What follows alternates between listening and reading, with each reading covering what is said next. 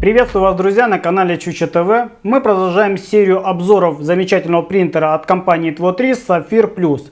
Сегодня финальное видео. В нем мы разберем прошивку стоковую этого девайса. Также проверим, правильно ли настроены токи наших драйверов на материнской плате. Ну и, конечно же, откалибруем подающий механизм, чтобы получить максимальную точность подачи филамента. Ну а в заключение проведем ряд тестовых печатей, чтобы сделать окончательные выводы по этому девайсу. Так что усаживайтесь поудобнее, мы продолжаем. Для доступа к электронике в Sapphire Plus версии 1.1 производители сделали вот такой вот вырез, о котором я рассказывал чуть ранее. Давайте его открутим. И перед нами полностью вся наша материнская плата. То есть нам не нужно переворачивать принтер, чтобы добраться до нужных узлов, а именно до драйверов для их настройки точной, для контактов и так далее. Для настройки токов драйверов нам понадобится мультиметр в режиме замера вольтажа. Хочу также отметить, что производители в своей книге на 26 странице указали параметры TMC2225, которые установлены на нашей плате. Здесь у нас и ток оптимальный, и максимальный ток 2,5 ампера, который выдерживают эти драйвера, логический вольтаж, который подается на эти драйвера, входное-выходное напряжение и так далее. А также они указали, как можно замерить напряжение. То есть нам нужно замкнуть контакт земля и подстроечный резистор плюсовым щупом. Но мы немножко сделаем по-другому. Ведь добраться до минусового контакта очень сложно на этих драйверах, так как мешает радиатор. Берем наш мультиметр, выставляем в режиме замера вольтажа. Минусовой щуп имеет острую геометрию, а вот плюсовой в виде крокодила, в который мы зажали отверточку. Это для подстроечного резистора. На материнской плате мы видим два зеленых разъема. Это разъемы питания. Здесь у нас подписано питание стола, а это входящее напряжение от блока питания. Вот оно нам и нужно. Там, где черный провод, это минус, в него и вставляем наш щуп. Вот так. Плюсовой же щуп на крокодиле мы должны установить в подстроечный резистор. И вот теперь мы смотрим на мультиметр, у нас показывается 1,3 вольта. Сразу хочу отметить, что 1,3 вольта для драйверов TMC2225 это оптимально. При таком напряжении у нас греться они не будут, ну и пропускать шаги тоже не будут. Так что в принципе можно оставить. Здесь 1,256, можно добавить немножко 1,3 сделать. Еще очень важный момент, при выставлении напряжения на драйверах желательно, конечно, отключить наши шаговики, чтобы не спалить драйвера. Теперь можно смело закрыть нашу панель и перейти к другим настройкам. Теперь, друзья, очень важный момент, это калибровка нашего подающего механизма. Для вашего удобства я его снял, чтобы вам было более наглядно видно. Нажимая на фитинг, вытаскиваем нашу тефлоновую трубочку. Для калибровки нам понадобится пруток филамента. Вставляем его в наш подающий механизм и проталкиваем до тех пор, пока он не выйдет за пределы нашего фитинга. После этого аккуратненько кусачками за подлицо отрезаем. Заходим в меню принтера, выбираем инструменты, Tools, экструзия. Здесь мы выбираем градацию 10 мм. Выставляем скорость подачи где-то среднюю, Normal. И нажимаем подача. Где-то 300 мм. Процесс выдавливания закончился. Давайте замерим пруток. Берем длинную линейку, упираемся в фитинг и замеряем длину. 299 мм. Плюс-минус 1 мм это не страшно. Но все равно мы можем это все подкорректировать. Вдруг окажется у вас погрешность больше. Выходим в главное меню. Выбираем Settings, Machine Settings и моторы. Step Settings, шаги моторов. И смотрим, у нас 812 шагов. Считаем по формуле. Берем количество шагов в прошивке 812. Умножаем на количество миллиметров, которые мы хотели выдавить. Это 300 миллиметров. И делим на фактическое количество миллиметров, которое мы с вами замерили. Это 299. И получаем 814 миллиметров. Естественно, в прошивке нам нужно поправить эту величину. Поставить вместо 812 814. С прошивкой разобрались, драйвера настроили, подающий механизм откалибровали. Для теста производитель нам положил полупластик оранжевого цвета. Внутри еще у нас есть силикагель. Температура печати у нас установлена 180-200 градусов. Я, кстати, заметил, что китайские производители зачастую грешат температурами. У них идут низкотемпературные филаменты, поэтому обычные 210-215 здесь не прокатит. То есть надо ставить где-то по минимуму 185-180 градусов. Тогда будет все окей. Под наш БМГ ставим держатель бобины. В комплекте с принтером шел еще вот такой маленький кусочек тефлона. Он нужен для того, чтобы его установить с обратной стороны через фитинг в наш БМГ. Это облегчит подачу филамента. Перед тем как вставить пластик, желательно отрезать его под углом комплектными кусачками. Прокручивая редукторную шестерню, подаем филамент. Можно сделать это намного проще. Откручиваем винт с пружиной, отстегиваем и просто вот так вот проталкиваем. Очень легко все подается, без проблем. Ну и так, друзья, первый запуск. Завелся наш мегамонстр. Жужжит он, конечно, не слабо. Все-таки некоторые из вентиляторов я бы заменил на более тихие. Прошивка здесь у нас стоит стандартная заводская, как и ставит любой другой производитель. В первой папке у нас инструменты. Давайте посмотрим. Пресеты. Здесь мы можем температуру регулировать стола и хот-энда. Это у нас экструзия, то есть мы можем подавать пластик и наоборот его возвращать. Перемещение по осям.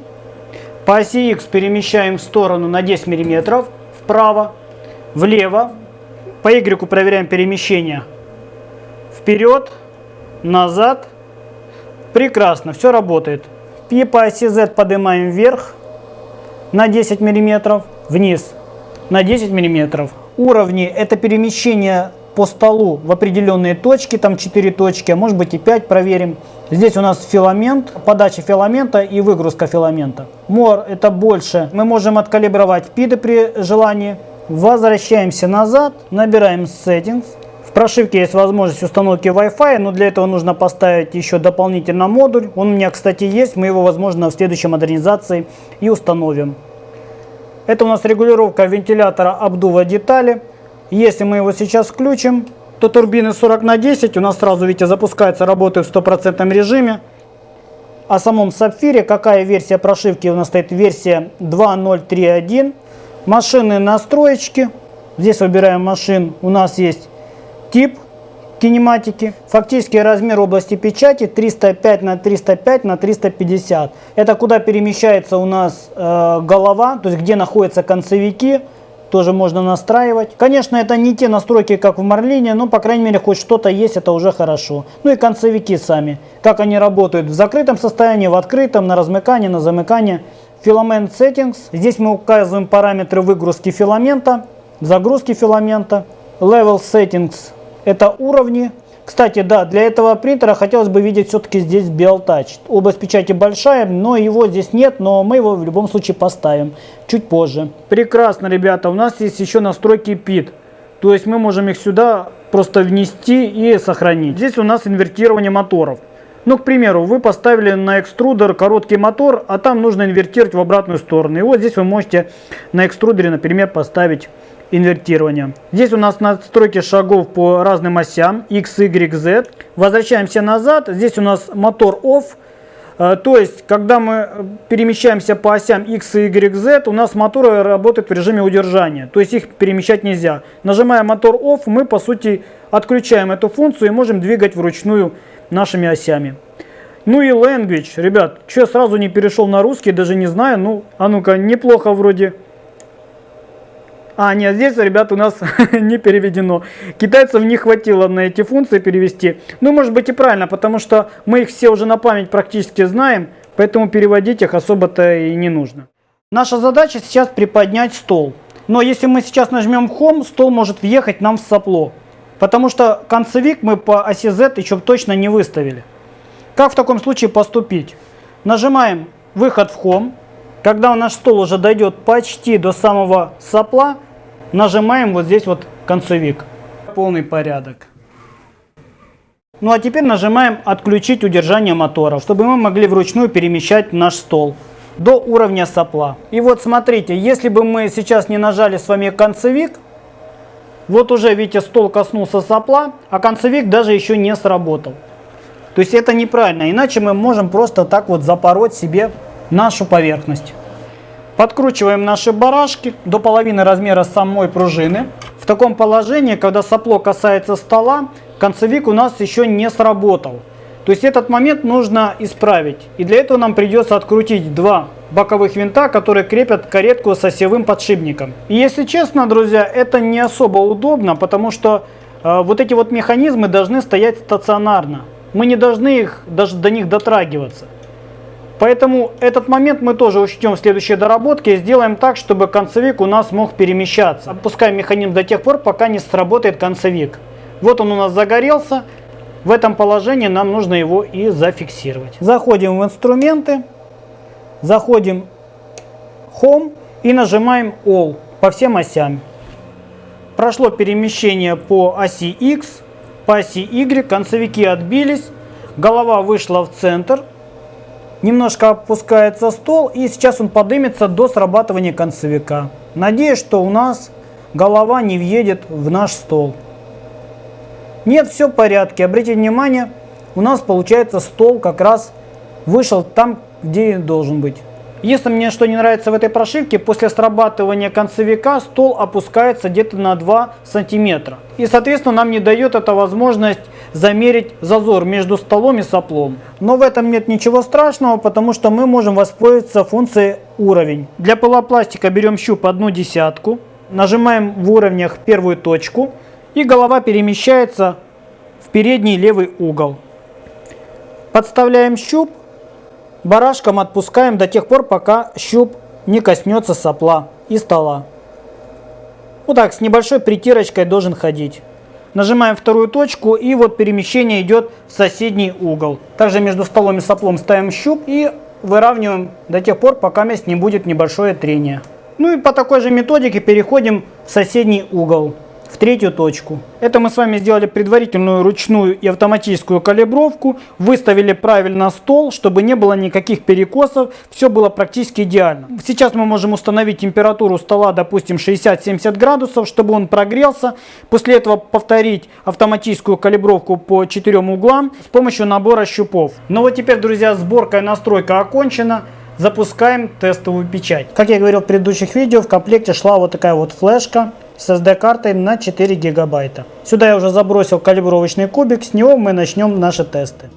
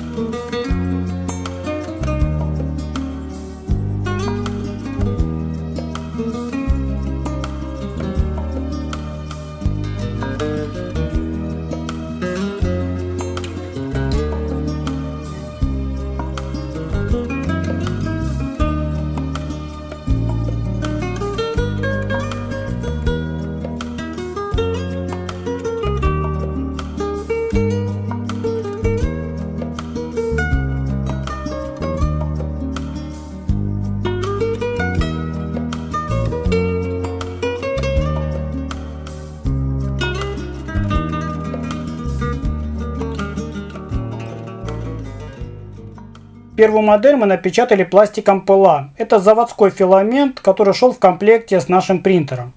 Но качество поверхности здесь получилось не очень хорошее, потому что качество самого пластика не очень good.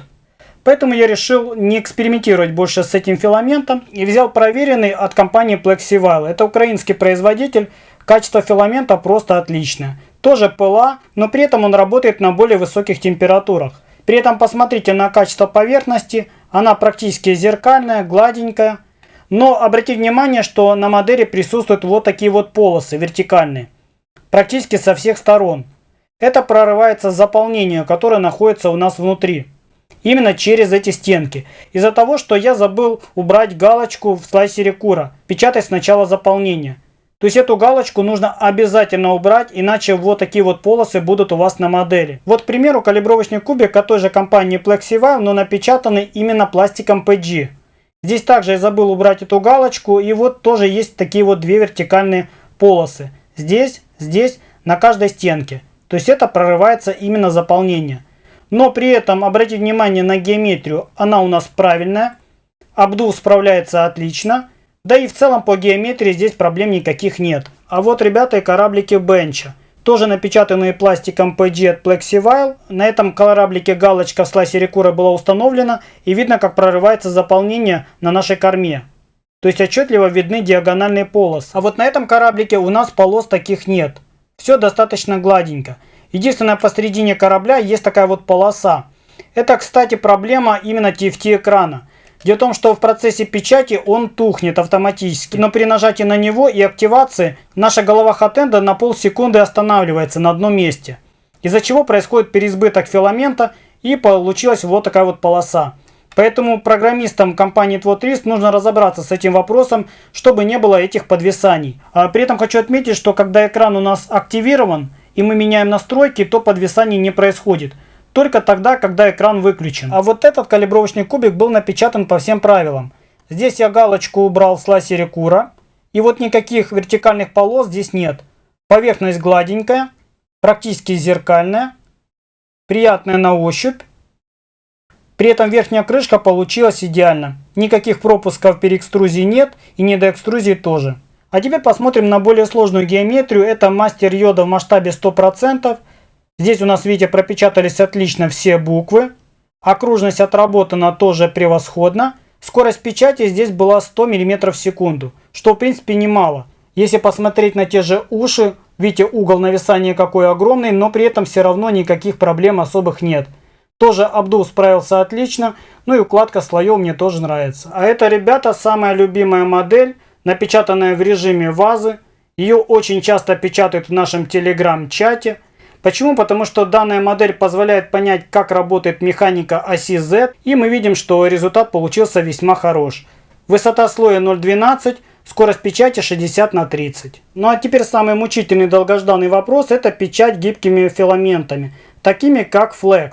Это очень мягкий пластик, смотрите, как он гнется, прожимается, просто капитально. Но при этом наша стоковая система справилась без труда с этим филаментом. Но внимательный зритель, наверное, заметил, что здесь у нас, видите, поверхность непрозрачная. Это связано с тем, что филамент немножко сырой. Поэтому данный филамент обязательно нужно сушить перед печатью. Он очень сильно набирает влагу. Вот, например, как этот от компании Monofilament. Это Elastan D100. Это среднего уровня гибкости филамент. Он также прожимается, но не так эластично, как Flex. Из него делают разные прокладки для автомобилей и другой техники. При этом обратите внимание на качество поверхности. Просто великолепное. Честно говоря, даже не верится, что это напечатано на стоковом Sapphire Plus. Внутренняя геометрия заполнения тоже напечатана без недоэкструзий. Видите, стеночки все монолитные. Все очень красиво. А это уже полноценный калибровочный кубик. Тоже гибкий. Видите, немножко прогибается. При этом качество стенок тоже просто превосходное. Здесь мы видим, что наш подающий механизм справляется великолепно со своими задачами. Ну и последняя тестовая модель – это кораблик Benchy в масштабе 90% от реальной величины. Здесь мы тоже видим гладенькая такая вот полузеркальная поверхность нашего эластана. Модель тоже, видите, гнется. Просто отлично. Никаких пропусков нет. Мы должны понимать, что это сложная геометрия, особенно при печати Bowden системой в стоке. Ну, честно говоря, блин, ну просто бомба.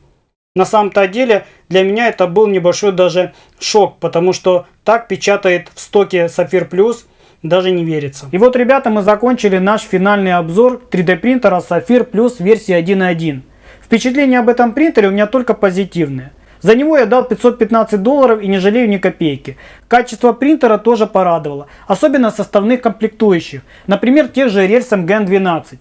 Очень удивили, потому что, честно говоря, от Sapphire я такого не ожидал. Также понравилась кинематика Corex Y. Я подобную собирал на самосборе и могу сказать, что это хорошее, отличное решение, если, конечно же, комплектующие, а именно рельсы у нас в полном порядке. А в данном случае к ним претензий у меня нет. Реализация стола на двух рельсах MGN12 это тоже очень правильное и хорошее решение. В отличие, например, от тех же валов, которые при небольшой кривизне и изгибе могут заедать. Конечно же, как и у любого другого принтера из Китая, здесь есть свои недостатки, но самое главное, они решаются, и это финансово не сильно затратно. В последнее время меня часто спрашивают, какую версию принтера все-таки лучше взять. Версию 1 или версию 1.1, как у меня. Все зависит от местоположения.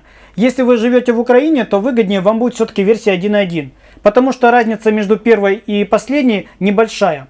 Если же вы живете в других странах СНГ, то там разница может быть больше $100. И тогда, скорее всего, в пользу первой версии. Потому что изменения в версии 1.1, они незначительны. Все-таки жидковато. Хотелось бы, чтобы компания TVO3 обратила на это внимание и добавила новых плюшек. Например, поставила вместо Bowden системы Direct Extruder. Почему бы нет? Поставила вместо драйверов TMC 2225 более стабильный и надежный 2209. Увеличила жесткость по оси Z. Добавила какую-нибудь, например, подсветочку. Радиаторы на моторы, чтобы не грелись. Ведь это все находится внутри. Хотелось бы видеть Hotend не МК8, а, например, E3DV6 в спарке с BMG экструдером. Ну и, конечно, датчик BealTouch. Без него никак. Ведь область печати у нас большая, 305 на 305. И тогда бы разница между версиями 1 и 1.1 чувствовалась намного сильнее. Но при этом не могу не отметить, что даже в стоке этот принтер печатает просто отлично. Учитывая то, что у нас стоят заводские комплектующие, качество печати получается на хорошем уровне на самом-то деле. Во-первых, нет никаких просадок по слоям, нет никаких разбегов, слои укладываются так, как нужно. Даже откаты размером 8 мм на гибких эластанах и флексах отрабатывают по полной программе, так как надо. Честно говоря, я был приятно удивлен такому результату. Хотя чему удивляться, друзья? Мы настроили этот принтер с нуля, так как он должен быть изначально настроен с завода. А на этом, ребята, я с вами прощаюсь. Принтер оказался интересным и перспективным для дальнейших модернизаций и улучшений, которые мы сделаем уже в дальнейших обзорах. Ссылочку на этот замечательный девайс, как и на другие полезные девайсы, скину под видео в описании. С вами был Макс. Подписывайтесь на канал, ставьте лайк. До новых встреч. Пока-пока.